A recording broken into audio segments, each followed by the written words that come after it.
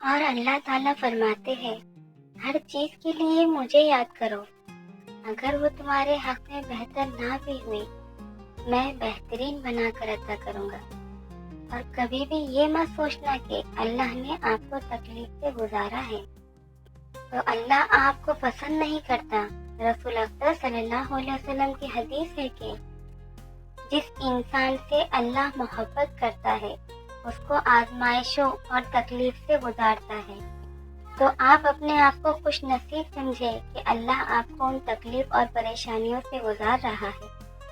اور بیماری کے لیے رسول اللہ صلی اللہ علیہ وسلم کی حدیث ہے، حدیث کا مفہوم ہے اللہ تعالیٰ اپنے فرشتوں کو حکم دیتا ہے کہ میرا بندہ یہ بیماری سے گزر رہا ہے، اس کی ایک ایک سانس پر نیکی لکھو، وہ نیکی جو یہ کیا کرتا تھا جب یہ صحت مند ہوتا تھا۔